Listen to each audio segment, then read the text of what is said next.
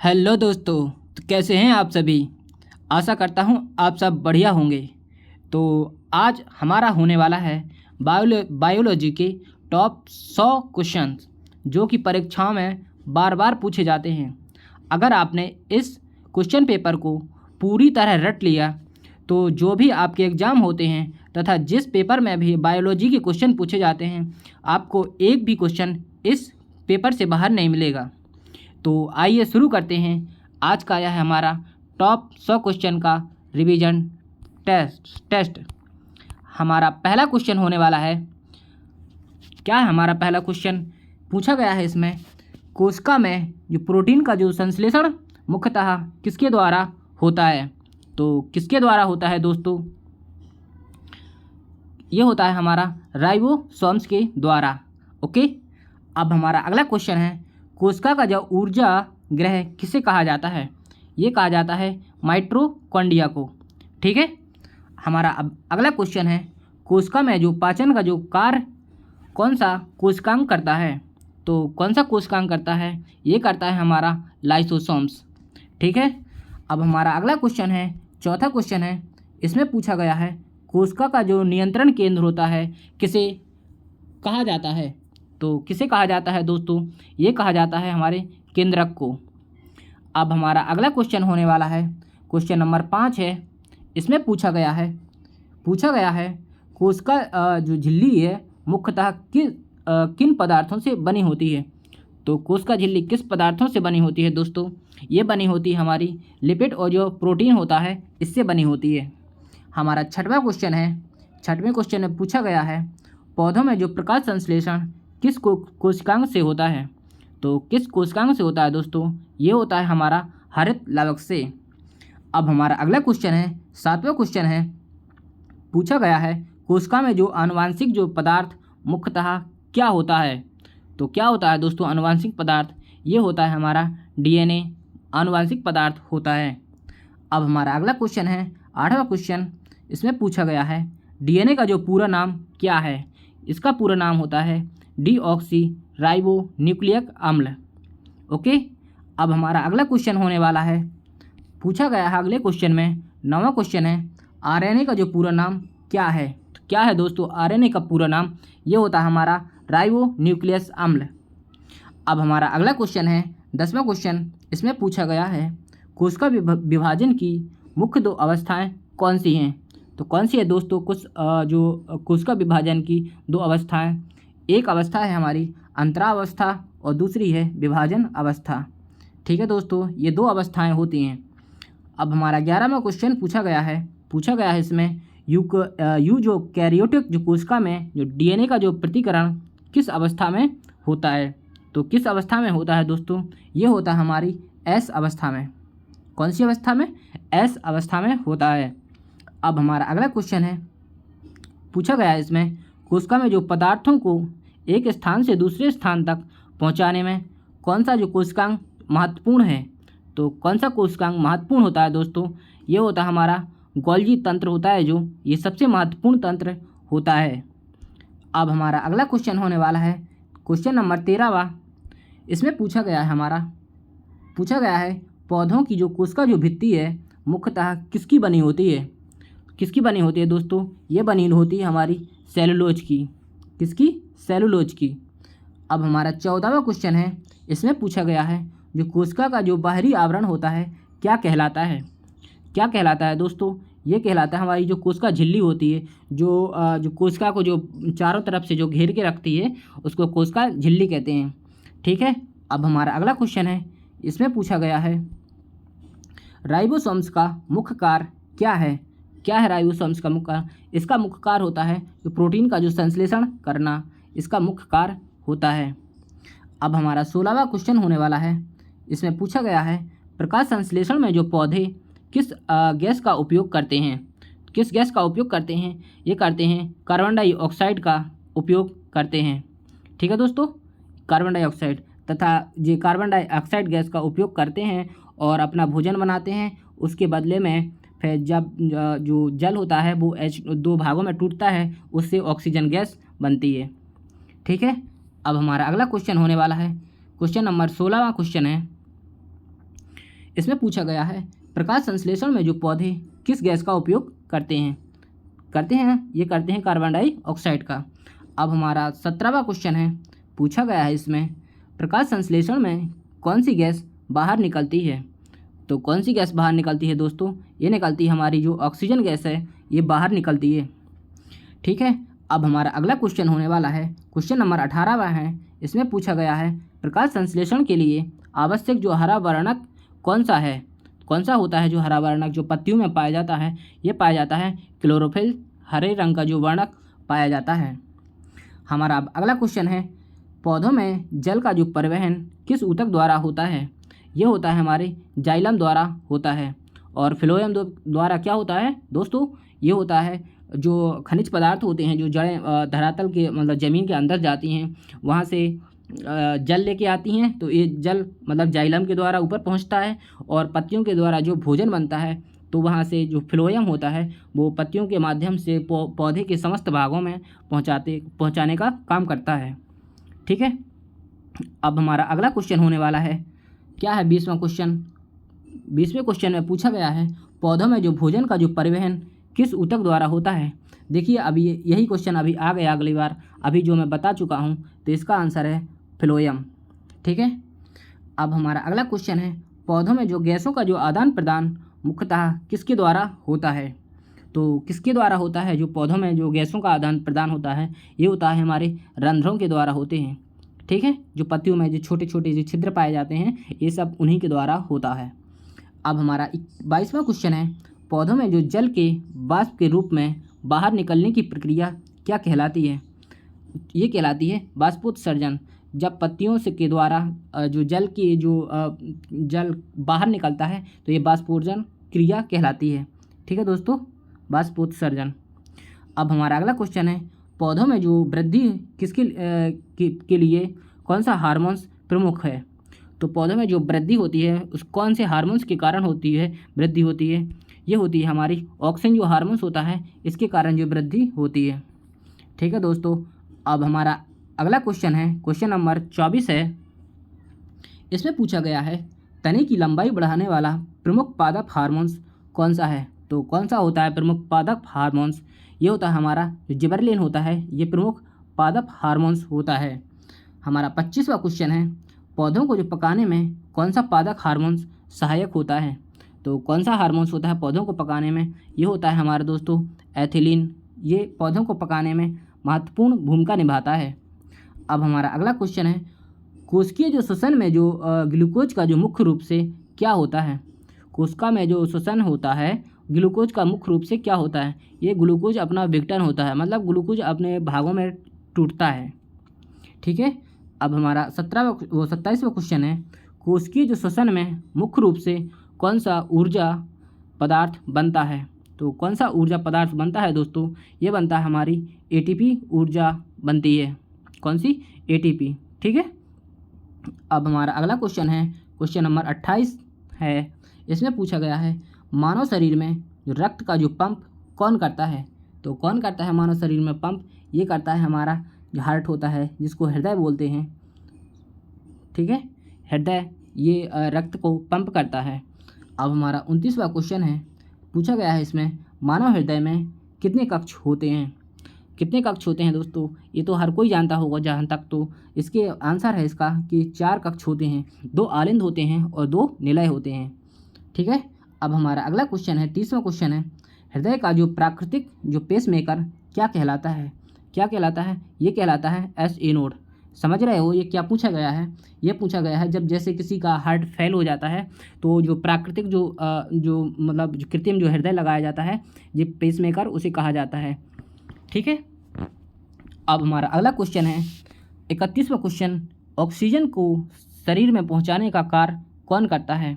तो जो हमारा हीमोग्लोबिन होता है जो हमारे ब्लड में पाया जाता है, ये ऑक्सीजन को पहुंचाने का कार्य करता है। जो शरीर के समस्त हिस्सों में एक एक पॉइंट तक जहाँ एक कोशिकाएँ होती हैं उन सब के पहुंचाने में हीमोग्लोबिन महत्वपूर्ण भूमिका निभाता है।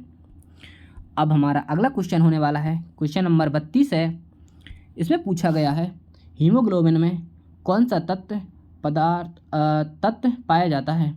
तो कौन सा तत्व पाया जाता है हीमोग्लोबिन में? ये पाया जाता है हमारा लोहा पदार्थ पाया जाता है। अब हमारा अगला क्वेश्चन होने वाला है सॉरी, रक्त का लाल भाग क्या कहलाता है? तो लाल भाग क्या कहलाता है दोस्तों? ये कहलाता है हमारा प्लाज्मा। ओके। अब हमारा अगला क्वेश्चन है, 34वां क्वेश्चन है, रक्त का जो थक्का बनाने में कौन सी कोशिकाएं सहायता करती हैं? कौन सी कोशिकाएं सहायता करती हैं? ये करती हैं हमारी प्लेटलेट्स। ओके दोस्तों। अब हमारा अगला क्वेश्चन है, 35वां क्वेश्चन पूछा गया है इसमें, शरीर को जो रोगों से बचाने वाली रक्त कोशिकाएं कौन सी हैं? कौन सी हैं दोस्तों? ये हमारी श्वेत रक्त कणिकाएं होती हैं, जो कि हमारी शरीर की जो बीमारियां होती हैं या फिर रोगों से लड़ने की क्षमता इनके पास होती है। और जो लाल रुधिर कणिकाएं होती हैं उनका जीवन काल कितना होता है दोस्तों? इसका आंसर आप हमें कमेंट करके ज़रूर बताना। अब हमारा अगला क्वेश्चन होने वाला है, क्वेश्चन नंबर 36 है। इसमें पूछा गया है, क्या पूछा गया है? जो लाल रक्त जो कोशिकाओं का मुख्य कार्य क्या है? तो क्या है दोस्तों? इनका कार्य है ऑक्सीजन का परिवहन। मतलब जो हीमोग्लोबिन होता है, ये जो लाल रक्त कोशिकाओं में पाया जाता है, इनका मुख्य कार्य ऑक्सीजन की जो परिवहन करना होता है, इनका भी वही काम होता है। ओके। अब हमारा 37वां क्वेश्चन है। इससे पूछा गया है, मानव शरीर में रक्त को छानने का कार्य कौन सा अंग करता है? तो कौन सा अंग ह्यूमन ब्लड को छानने का काम करता है? तो कौन सा करता है दोस्तों? ये करता है हमारा ब्रेक, जिनको गुर्दे कहा जाता है। ओके। अब हमारा 38वां क्वेश्चन है, ब्रेक की जो कार्यात्मक इकाई क्या कहलाती है? ये कहलाती है हमारी नेफ्रॉन। ये क्वेश्चन दोस्तों बहुत बार पूछा जाता है। जहाँ तक देखा जाता है, हर एक एग्जाम में कोई भी ऐसा एग्जाम ना बचा हो जिसमें कभी ना कभी किसी ना किसी सेट में ये क्वेश्चन पूछा ना जाता हो। तो ये क्वेश्चन वेरी वेरी इंपॉर्टेंट है। ओके। अब हमारा 39वां क्वेश्चन है, मूत्र का निर्माण मुख्यतः किस अंग में होता है? तो किस अंग में होता है दोस्तों? ये होता है हमारी ब्रेक में। ब्रेक में कैसे होता है? जब जैसे जो ब्रेक का काम क्या है, ह्यूमन ब्लड को जो फिल्टर करना होता है, मतलब छानना होता है, तो उसी के माध्यम से जितना भी अवशोष यानी जो प्रोडक्ट मतलब वेस्ट बचता है, उसी के ये मूत्र के मार्ग से ये बाहर उस सबको निकाल देता है। ओके। अब हमारा अगला क्वेश्चन होना है, क्वेश्चन नंबर 40 है हमारा। इसमें पूछा गया है, एडीएच हार्मोन्स का मुख्य कार्य क्या है? तो क्या है एडीएच हार्मोन्स का मुख्य कार्य? ये होता है जल का पुनः अवशोषण बढ़ाना, इसका मुख्य कार्य होता है। ओके। अब क्वेश्चन नंबर हमारा 41 है, रक्त में जो शर्करा की जो मात्रा कम करने वाला हार्मोन्स कौन सा है? तो कौन सा है दोस्तों? ये है हमारा इंसुलिन हार्मोन्स, जो कि बीटा सेल्स के माध्यम से जो बीटा सेल्स को नष्ट करता है। ओके। अब हमारा अगला क्वेश्चन है, क्वेश्चन नंबर 42 है, इंसुलिन का निर्माण किस ग्रंथि में होता है?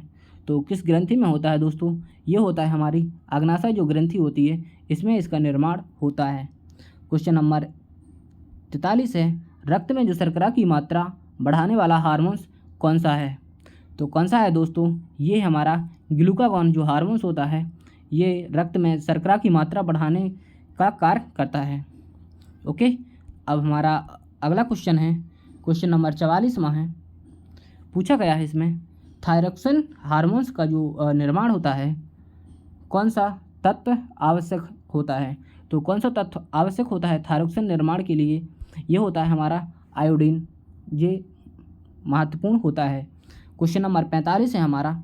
इसमें पूछा गया है, शरीर में जो कैल्शियम की जो मात्रा नियंत्रित करने वाला प्रमुख हार्मोन्स कौन सा है? कौन सा है दोस्तों? ये होता है हमारा पैराथायरॉयड जो हार्मोन्स होता है, ये प्रमुख होता है। अब हमारा क्वेश्चन नंबर 46 है। पूछा गया है इसमें, मानव शरीर में जो भोजन का जो पाचन होता है कहाँ से होता है? तो कहाँ से स्टार्ट होता है? मतलब ये पूछा गया है कि मानव शरीर में भोजन का पाचन सबसे पहले कहाँ से स्टार्ट होता है? ये होता है हमारी मुख गुहा से स्टार्ट हो जाता है। ओके। अब हमारा अगला क्वेश्चन है, पूछा गया है इसमें, जो लार में पाया जाने वाला प्रमुख पाचक एंजाइम कौन सा है? तो कौन सा है दोस्तों? ये पाया जाता है हमारा लार एंजाइम, या जिसको एमाइलेज कहा जाता है। Okay, amylase. हमारा 48वां क्वेश्चन है। पूछा गया है इसमें, पित्त का निर्माण कहाँ होता है? ये होता है हमारा यकृत में पित्त का निर्माण होता है। और पित्त अगला क्वेश्चन है हमारा, पित्त का संग्रह कहाँ होता है? पित्त कहाँ होता है? ये पित्ताशय में संग्रहित होता है और इसका मुख्य कार्य क्या होता है दोस्तों? इसका मुख्य कार्य होता है वसा का संचरीकरण करना या पायसीकरण करना, इसका मुख्य कार्य होता है। हमारा अगला क्वेश्चन है, पित्त का जो मुख्य कार्य क्या होता है? देखो आ गया ना वही क्वेश्चन, इसमें इसका क्या कार्य है? इसका है वसा का पायसीकरण करना। ओके, तो दोस्तों अगर आपको अच्छा लग रहा हो पेपर में जो टेस्ट अच्छा लग रहा हो तो आप हमारे चैनल को लाइक एंड सब्सक्राइब जरूर करना। तो चलो अब हमारा अगला क्वेश्चन होने वाला है, क्वेश्चन नंबर है 51वां। इसमें पूछा गया है प्रोटीन का जो पाचन मुख्यतः किस अंग से शुरू होता है?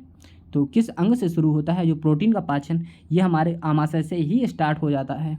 जैसे भोजन आमाशय में आता है तो आमाशय में भोजन करीब 4 से 5 घंटे तक रहता है। जब वहाँ पे HCl जो हमारा ह्यूमन में आमाशय में निकलता है, HCl जो एसिड होता है वो भोजन को छोटे छोटे टुकड़ों में तोड़ता है, तो वहीं से मतलब जितने भी न्यूट्रिएंट्स पाए जाते हैं भोजन में सबका पाचन वहीं से स्टार्ट होने लगता है। ओके, अब हमारा अगला क्वेश्चन है, क्वेश्चन नंबर 52वां है, आमाशय में जो पाया जाने वाला प्रमुख अम्ल कौन सा है? कौन सा है दोस्तों? ये पाया जाता है, देख लो, हाइड्रोक्लोरिक अम्ल। इसका फॉर्मूला क्या होता है ये हमें कमेंट करके ज़रूर बताना है। क्या होता है फॉर्मूला? ये होता है हमारा HCl। क्या? HCl। ओके, हमारा अगला क्वेश्चन है 53वां, भोजन का जो अधिकांश जो अवशोषण कहाँ होता है? ये होता है हमारी छोटी आंत में। ठीक है, मतलब अवशोषण का मतलब समझ रहे हो ना? मतलब ये होता है कि भोजन जब पच के वहाँ से आमाशय से निकल के फिर हमारे छोटी आंत में जाता है तो भोजन में जितने भी सारे न्यूट्रिएंट्स होते हैं वो सब का अवशोषण छोटी आंत करती है, तथा फिर भोजन छोटी आंत से होते हुए फिर बड़ी आंत में जाता है। तो भोजन में जितने भी पानी मतलब मिला होता है, जितने पानी लिक्विड टाइप होता है, वो उन सब का अवशोषण बड़ी आंत के द्वारा कर लिया जाता है। अब हमारा अगला क्वेश्चन है, क्वेश्चन नंबर 54वां है। इसमें पूछा गया है छोटी आंत में जो अवशोषण के लिए कौन सी संरचना होती है? तो आंत विलाई। आंत विलाई का मतलब जानते हो, इन्हें विलाई कहते हैं। मतलब इसमें उंगली नमा एक प्रकार की मतलब संरचनाएं होती हैं जो इन सब का अवशोषण करती हैं खनिज पदार्थों का। ओके, अब हमारा अगला क्वेश्चन है 55वां। पूछा गया है मानव शरीर में श्वसन का जो मुख्य अंग कौन सा है? तो कौन सा है दोस्तों? प्रमुख अंग है फेफड़े। ठीक है, अब हमारा क्वेश्चन नंबर 56वां है, फेफड़ों में जो गैसों का जो आदान प्रदान कहाँ होता है? तो कहाँ होता है? ये होते हैं वायु कोशिकाओं में। इनको क्या बोलते हैं? इनको बोलते हैं एल्वुलाई। ओके, एल्वुलाई बोलते हैं इनको। अब क्वेश्चन नंबर हमारा 57वां है, जो श्वसन के दौरान शरीर कौन सी गैस ग्रहण करता है? तो कौन सी गैस ग्रहण करता है? ये करता है हमारा ऑक्सीजन गैस हम ग्रहण करते हैं, तथा भी CO2 गैस हमारे शरीर से बाहर निकलती है, जो कि पौधों द्वारा पौधे सांस लेने के लिए CO2 गैस का उपयोग करते हैं। ओके, अब हमारा क्वेश्चन नंबर अगला है, क्वेश्चन नंबर 58वां है। इसमें पूछा गया है श्वसन के जो दौरान शरीर कौन सी गैस बाहर निकालता है? अभी मैंने बता चुका हूँ, ये होता है हमारे CO2 गैस यानी कार्बन डाइऑक्साइड। ओके, अब क्वेश्चन नंबर हमारा अगला है, तंत्र की जो संरचनात्मक और क्रियात्मक जो इकाई क्या है? दोस्तों? ये होती है हमारी न्यूरॉन। ओके, अब क्वेश्चन नंबर हमारा 60वां है, मस्तिष्क का जो सबसे बड़ा भाग कौन सा है? दोस्तों? ये होता है हमारा प्रामस्तिष्क, जिसको अनुमस्तिष्क भी कहा जाता है। ओके, अब हमारा अगला क्वेश्चन है, मानव शरीर का जो संतुलन बनाए रखने में मस्तिष्क का जो कौन सा भाग महत्वपूर्ण है? तो कौन सा भाग महत्वपूर्ण होता है दोस्तों? ये होता है हमारा अनुमस्तिष्क। ओके, अब हमारा अगला क्वेश्चन होने वाला है, क्वेश्चन नंबर 62वां है, प्रतिवर्ती जो क्रिया का नियंत्रण मुख्यतः कहाँ से होता है? दोस्तों? ये होता है हमारी मेरु रज्जु से। कहाँ से? मेरु रज्जु से इसका होता है नियंत्रण होता है। ओके, अब क्वेश्चन नंबर हमारा 63वां है, तंत्रिका कोशिकाओं की जो बीच जो संदेश भेजने वाले रसायन क्या कहलाते हैं दोस्तों? जो तंत्रिकाएं, जैसे हम किसी चीज़ को जैसे हमारा हाथ गलती से किसी आग में चला जाए तो हमारी तंत्रिकाएं अचानक से जो हमारे माइंड को जो सिग्नल भेजती हैं, मतलब उनसे पूछा गया है कि ये तंत्रिकाएं किस संदेश को पहुंचाने में रसायन का प्रयोग होता है? तो उनमें कौन सा रसायन का प्रयोग होता है? ये होता है हमारे न्यूरो ट्रांसमीटर का प्रयोग होता है। ओके दोस्तों, ये क्वेश्चन बहुत इंपॉर्टेंट है।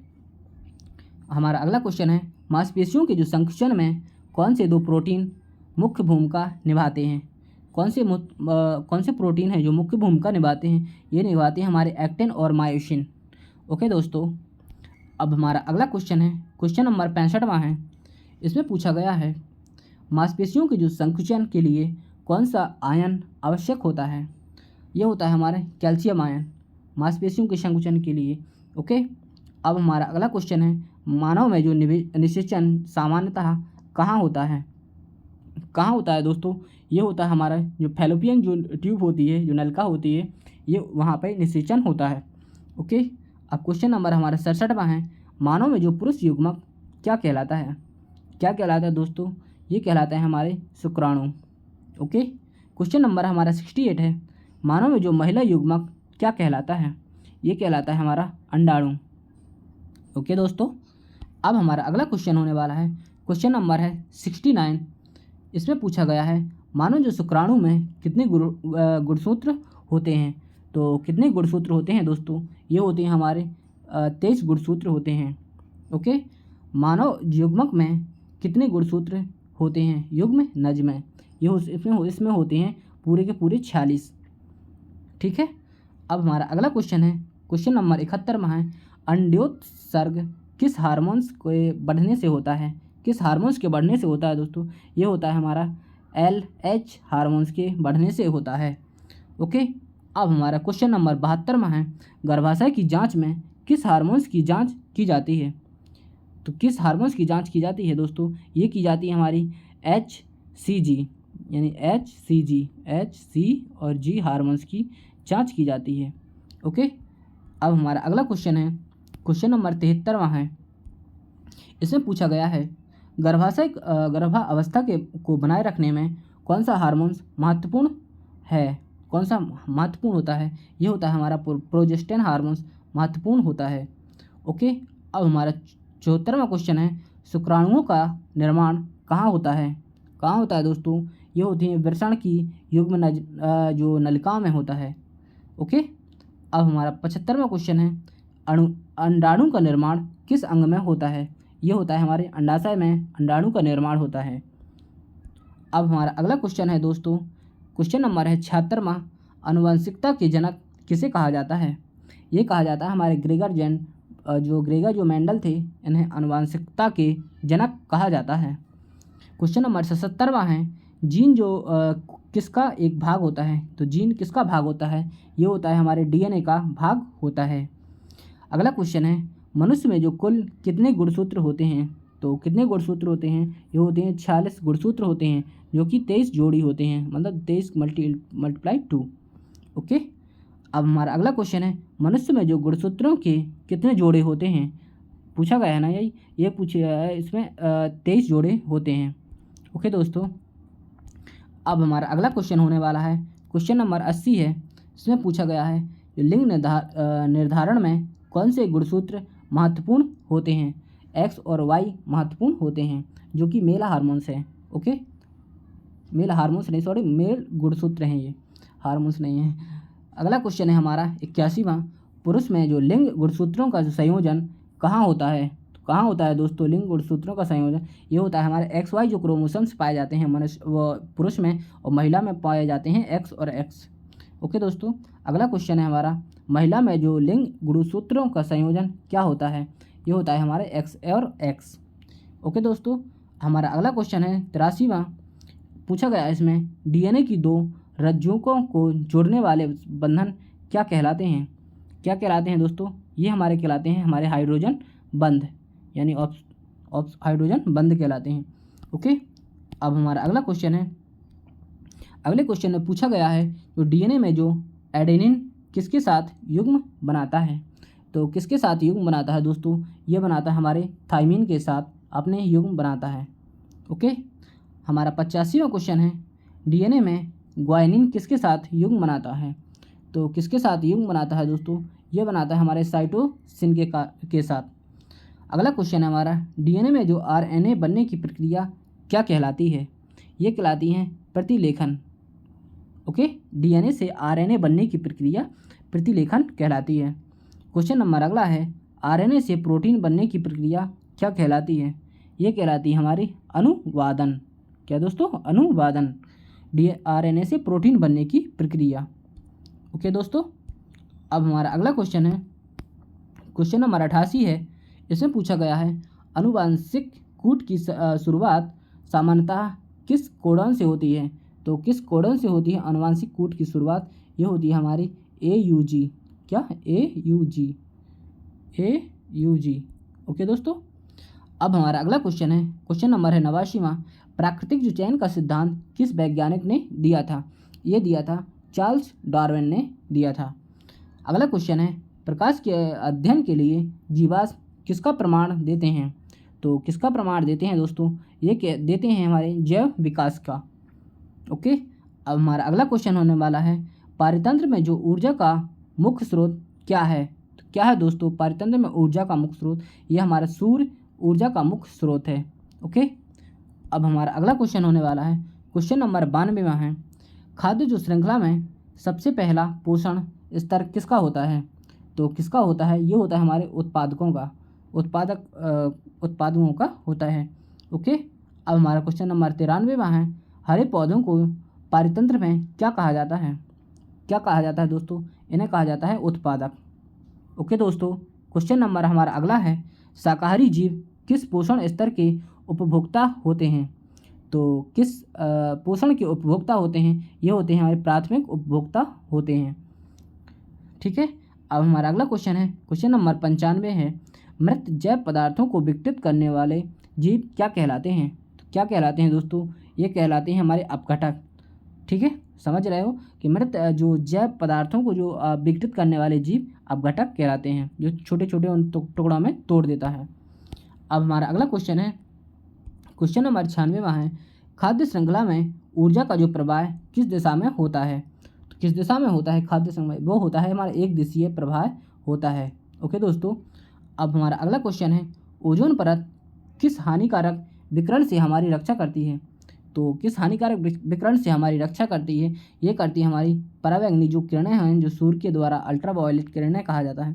ये मतलब जो हमारी ह्यूमन बॉडी को है बहुत नुकसान पहुंचाती हैं।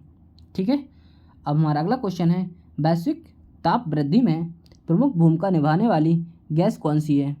तो कौन सी गैस है दोस्तों? ये हमारी कार्बन डाइऑक्साइड। ओके दोस्तों, अब हमारा अगला क्वेश्चन है, क्वेश्चन नंबर है अगला क्या है, इसमें पूछा गया है, जैव विविधता का अर्थ क्या है? तो क्या है दोस्तों? ये है जीवों की विभिन्नताएं, मतलब एक ऐसा स्थान जहाँ पे जीव जंतु अधिक मात्रा में तथा पेड़ पौधे भी अधिक मात्रा में सघन मात्रा में पाए जाते हैं, उस क्षेत्र को जैव विविधता क्षेत्र घोषित कर दिया जाता है। हमारा अगला क्वेश्चन है, पर्यावरण में जो जीवों और उनके भौतिक वातावरण के संबंध का अध्ययन क्या कहलाता है? क्या कहलाता है दोस्तों? ये कहलाता है हमारा पारिस्थितिकी। ओके दोस्तों, तो कैसा लगा दोस्तों आज का हमारा यह रिवीजन टेस्ट?